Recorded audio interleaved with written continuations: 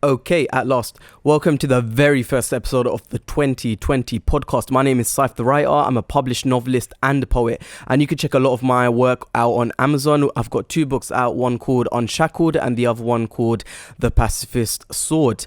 Now, before I actually get into the episode, I wanted to talk a little bit about 2020, what it represents, what the show's about, and where we're looking to go with it as well. So very quickly, 2020, no, it doesn't stand for the year 2020. I know we're leading up to it. It actually stands for vision, okay, or clearer vision, or perfect vision, or even normal vision, depending on how you see it. And that's basically the crux of the debate we're going to be always looking at, which is giving clearer information on concepts and ideas and current affairs and issues. And I think we have a lot of interesting things that need to be heard and people need to hear about, and that's what this show is about. The second side, or the second kind of idea behind this show, is to actually encourage and empower creativity, especially within the youth.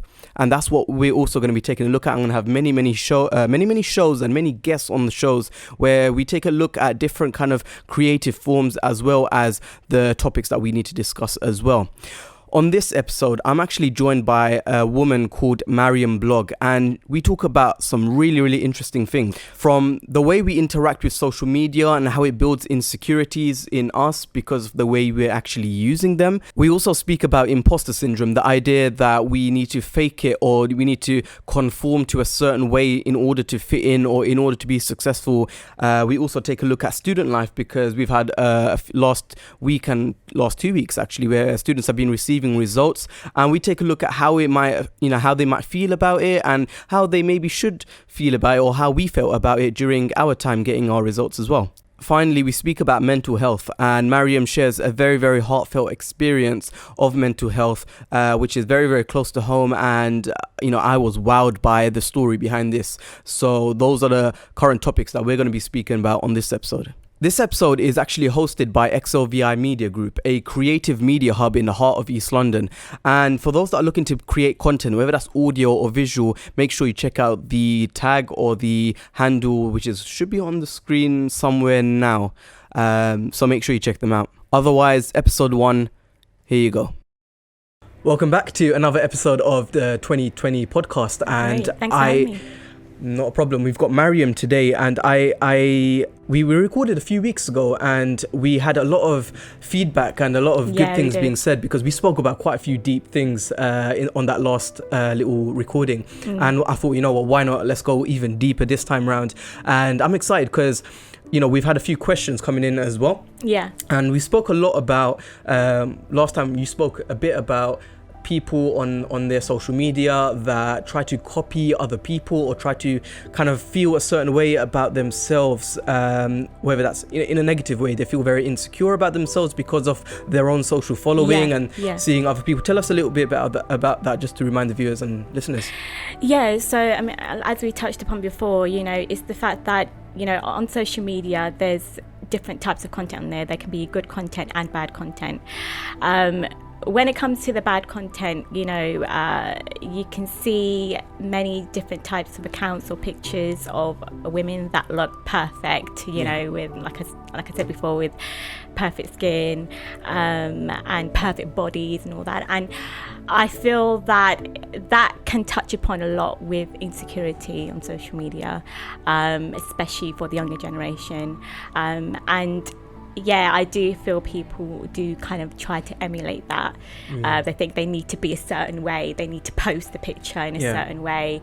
They need to follow that type of attitude as well. Do you feel people do that because of the incentive of getting the likes and getting the followers, more so than feeling any way about themselves? It's like they sacrifice their own well-being and happiness for the sake of the the views and the likes on whether that's on Instagram or whether that is on YouTube, wherever.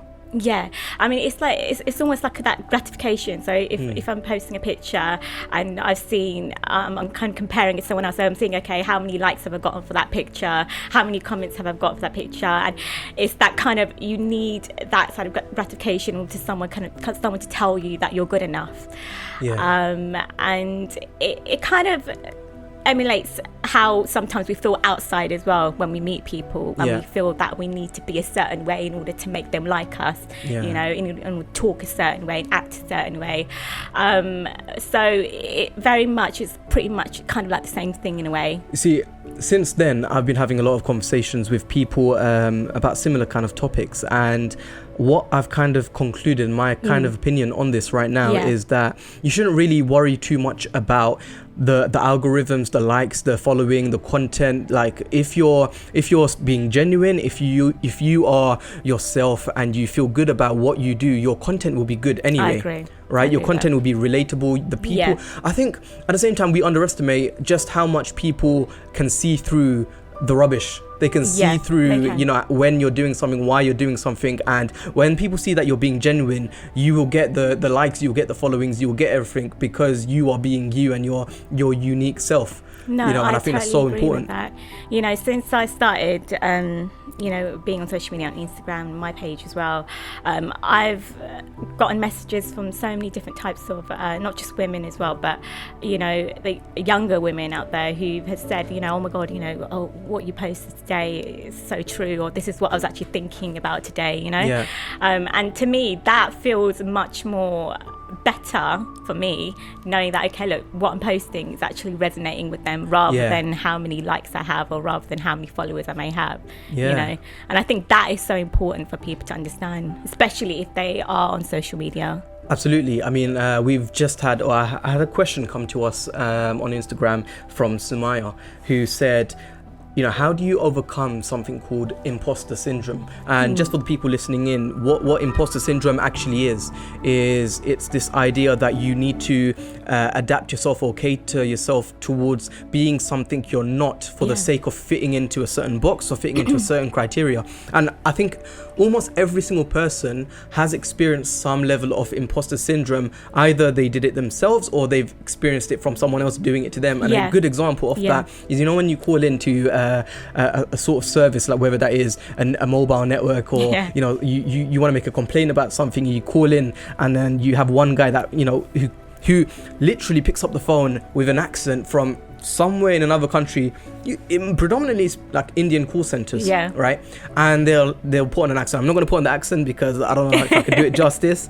And they'll be like talking in an Indian accent, and they'll be like, "Yes, my name is Mark White." Or, you know, and you my know name very is well Charlie. their name isn't Mark White. Your name is not. You know? Basically. And I've actually had a friend who, his name, he has a Bengali name, right? And what he found, and sometimes it's actually almost like you have to do it, because he was working in a role in a really, really good company, and what he found was whenever he introduced himself as his Bengali name, he wasn't able to actually get the sale that he wanted. So he changed his name whenever someone picked up, and he called himself Mark, literally. And from there, he started seeing a difference and a change. My question, and the question that I've been having, is, the question was, how do you overcome it, right? Which we're going to talk about. But also, do you need to kind of put on this imposter syndrome, this kind of voice? Do you need to put on this kind of persona to fit in or to hit the sales? Do we need to really do that? I mean, what do you think? Obviously, you know, the question is actually obviously no, that we don't need to do that.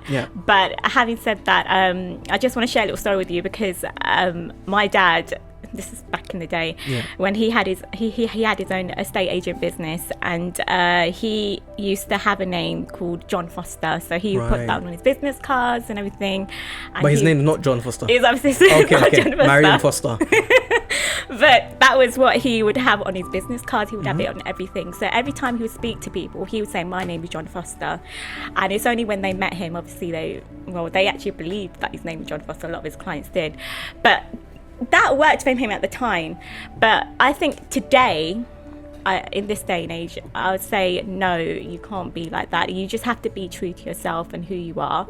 I know we have this stigma that, especially when it's due to our race, that we are only able to fit in because we have to be a certain colour, you know, and that is the only way people are going to take us seriously. But the only way you're going to be able to change that is if you break that glass ceiling yourself. You know. If you don't do that, and if you're not going to be true to who you are for your business or for whatever message you're trying to get out of there, then you're not really doing the right thing then. Absolutely. It's like even having a podcast, for even example. Having a podcast. You know, and I'd introduce myself. Welcome to the 2020 show, hosted by Stuart, and today I've got Mary on the show.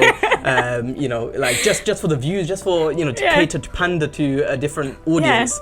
And we don't need to do that. We can just literally be our genuine selves, you know, not fall into that category. Yeah, absolutely. And in the past few weeks, we've had first of all, we've had the A-level results from the recent people that have finished their college and are going into university. And tomorrow we've got the GCSE results coming out. And the reason why I wanted to speak to you about this is because it again comes back to how people are, especially how the youth should kind of feel about themselves when it comes to having achieved or not even achieved the grades. Because I've been there, I'm sure you've been there as well, right? The night before the grades come out, the night before the results, and we're literally like, we're not sleeping. You know, we have so many things running through our heads, and a lot of it is, you know, how our parents are going to react. And you know, if you were to talk to some of these guys, what would you say to them today?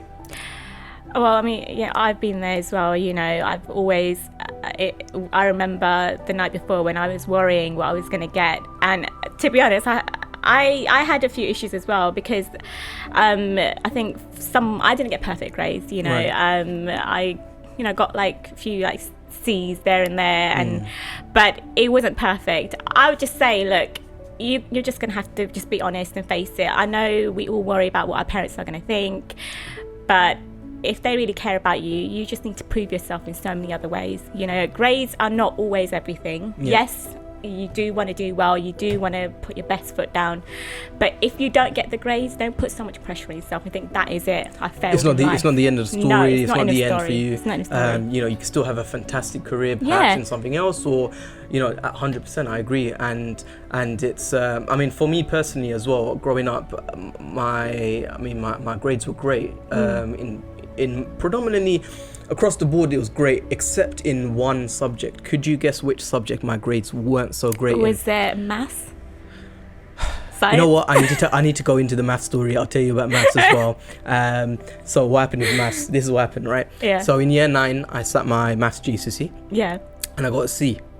Yeah. And to get a C at maths, you know, from my background, it's not acceptable. It's not good. Yeah, no, it wouldn't be acceptable. So what happened was, in year 10, I resat the exam, and then I did it a couple times, and then in year 11, I resat it again a couple times. In total, I resat my maths exam 6 times across 3 different exam boards: OCR, AQA, and EdXL. Yeah. I actually received 4 A's in just one subject across 3 different exam boards. Yeah. I got 1 B, a C, and 4 A's, and it got to a point of, I'm happy with an A. Like, just leave. Like, let me just have that A. Like, I'm happy with the A. You know, I don't need to go for that A star, because I knew that my career path wasn't going to be in maths. I didn't want to study that and pursue it. So, you know, it came to that. But the subject that actually on paper I wasn't so good at is English. Wow. Oh my God. Which that's is ironic surprising. now. It's ironic when you're looking at where you are today. I don't know. I don't know if it's because of that I really pushed myself in writing. It could be. Because I had a huge passion in writing, and I loved reading growing up. Yeah. But my GCSE grades wasn't reflecting on it. Okay. For the record, I did pick up and I still got an A. Yeah. Right. But on paper, as I was going through year 10 and 11, English wasn't the best. I was top set. Exactly. I was top set in everything except from English. And you know, I remember finishing college. I remember finishing school, and I did English at college. Again, I enjoyed it, going through that, and because I pursued the humanities kind of branch of academic subjects, English was a very vital part of it. And I think it's kind of influenced the way I speak and the way, you know, coming from especially this area, you know, where I'm from, you know, a lot of people don't speak with proper English. They speak a lot of slang, and I could do both. I can speak in that way and I can cater to that, but I can also speak very formally as well. Yeah. And I just thought, you know what, those grades didn't really affect me and didn't really have that much of an impact on everything else around me. Yes, it was important to get those grades, and it's always important to get the best grade that you can get. Yeah. But when you don't get the grade, you don't need to think, I can't pursue this or I can't pursue that. No, We're living in exactly. an age where you can pursue anything. Almost anything. If you want to be a doctor, then you need to be a bit specialized or something along the specialist line. Yeah. But to everyone listening in, 100%, you know, if you are getting your grades or you've got the grades now and you're hearing this and you're wondering, okay, well, I can't get into the best college, you know, it's not the end of the world. No, it and isn't. you know, a lot of people, there are a lot of successful people that have not even gone to university, have dropped out of university, but they hire the best. Their employees are the best in terms of the grades, but they own the company and they have Exactly. not even got a degree. You know, whether that's Mark that Zuckerberg is so or Bill true. Gates. I mean, I'll give you a really good example. A man called Henry Ford, the founder of the Ford car company, Yeah. and he wasn't an expert. He didn't have that sort of an education where he knew everything, even about his own car company.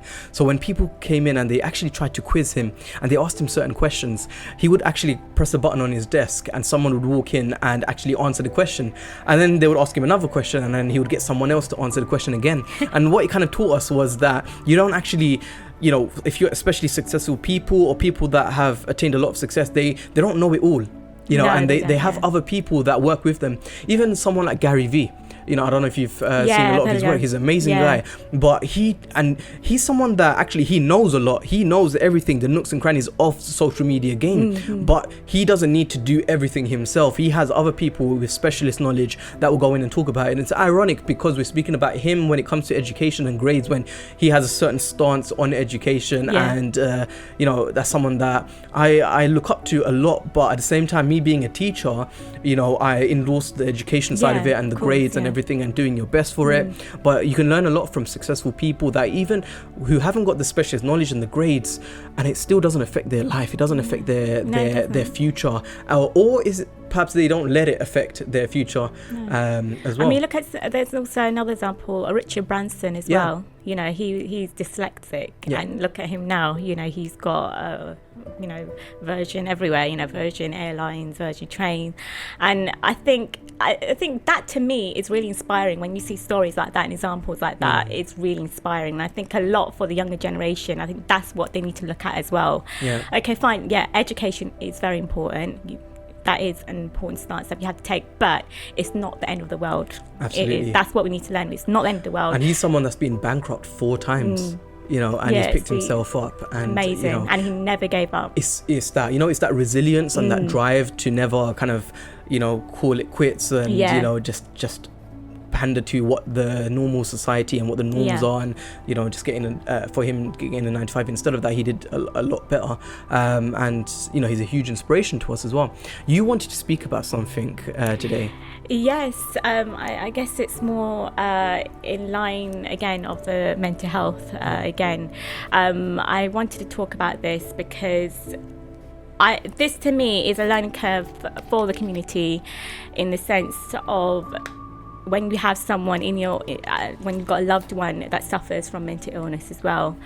Now with me, another reason why I've got delved a lot deeper in this cause is because I have a sister, my older sister actually. She suffers from bipolar, and you know, I haven't seen her now for like more than a year now. But what does that mean to suffer from bipolarism? Yeah, so when it comes to bipolar, obviously that is, it's a bit like depression. It's like it's like having depression, mood swings, but also another way where you kind of lose yourself. Right. You don't know who you are, you know. When she got diagnosed with this, it was like as if she became a whole different person. And there was I don't know whether I should be talking about this, it's a bit deep, but there was an incident about a year ago where she was where she was going to take her own life, and it was in a public setting, you know. But what happened was, because it was in a public setting, there were people that were seeing what was going on. And what was a real eye-opener at the time was when this was happening, obviously, there was a police there was a fire brigade there at the time, and you had people that were recording the incident, recording what was going on, and people that were laughing in this recording, and also, saying stuff like, jump already, jump. Wow. It was shocking, absolutely shocking. Terrible. It was so shocking, and I think to me that was a real eye opener. When I saw that, I realised, actually, wait, then people don't actually understand. Yeah. People don't. We have all these awarenesses of mental health, but when people actually see a person in that state of mind, not everyone actually understands.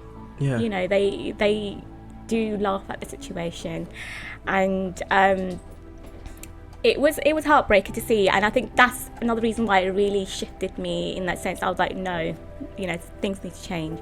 People need to be more aware of this. And obviously another reason why, again, when it comes to the South Asian community, is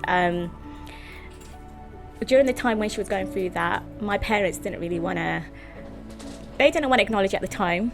They didn't understand what she was going through. Right. Yeah. It was more like, just brush it under the carpet. Yeah. We didn't tell our relatives, we didn't tell anyone in the family. Is it because it would sound embarrassing or bad or negative or?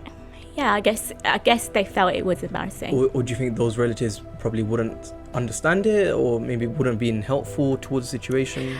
I think a lot of it, we thought that, well, my parents thought that at the time, that it was like, we can't tell them because it's embarrassing, and they're not going to know what's going on with her, so we might as well just brush it under the carpet. But the only time we had to acknowledge it was when she did get admitted, and that was the only time that we had to actually say, okay, this is what's happening. And that was the only time they actually spoke about it. But even now, it's still hard to talk about. How, as a relative, as a sister, or as a friend to someone that's going through, whether that's being bipolar, or whether that's split personality, or any other mental kind of state, how can other people, and just like you're talking about the public, how can we kind of pander towards helping these people, or reacting, and what can we do as a community perhaps to help people? I think one thing I have to say, you need to be more understanding, you need to be empathetic. When you see someone in that situation, a lot of people, I'm not saying everyone, but a lot of people are very quick to get out their phones and start recording what's going on, rather than actually looking at the person, okay, what are they actually going through, what steps, what's happening in their life for them to come to that point, and think, this is it. Really question that and really try to understand, and also help people. If you and also another thing I would say, if you've got a loved one or a friend or any type of relative that is in that situation, just show them, be there for them. I know you can't fix them, you can't fix the situation. I've tried and it doesn't work. But all you can do is just be there for them and show them that you're there for them. But when it comes to people in the public and people outside that may not have that understanding, you need to be empathetic. You do. Showing that empathy and helping them, even if it's that small situation of it's happening in public, and just getting Educate them to a safe yourself. place perhaps, or getting them in safe hands perhaps as a public member. Absolutely, 100%. And I feel like every time you come on the show, we go very deep, and we speak a lot about some really, really good stuff, and it's good because I know people would appreciate it as well. And I think people that are listening in or viewing this, I think you guys should let us know as well what things you want us to speak about, because I'm sure you wouldn't even mind actually coming back and having another discussion on what people want. I wouldn't mind to, because I do want this show to cater around, you know, what the people want more so as well, or what the people want more clarity on, what a better understanding on, because, you know, that's something that we can encourage, certain topics we can encourage and empower and, you know, help. We don't, to be honest, even I don't know just how much this could be very helpful for other people, just how much of an impact this could have. And I think that's the beauty of having these discussions and putting it out there. I mean, I don't usually talk about things like this, especially when it comes to my sister, because it can be a bit of a really very deep emotional aspect. I don't find it always easy to talk about, but I felt today it was definitely very important to talk about, because especially you know, to get that out there in the community and help them understand 100%, you know, how that feels, you know, because it's not just about the person who has mental illness, but it affects people. It can affect you, it can affect people, your loved ones, you know, and you really just need to have more understanding of what it actually means. Yeah, absolutely. Well, that's it for today's episode of the 2020 podcast. Thank you again for coming down. Great. Thank you and for I having hope me. we have you again soon.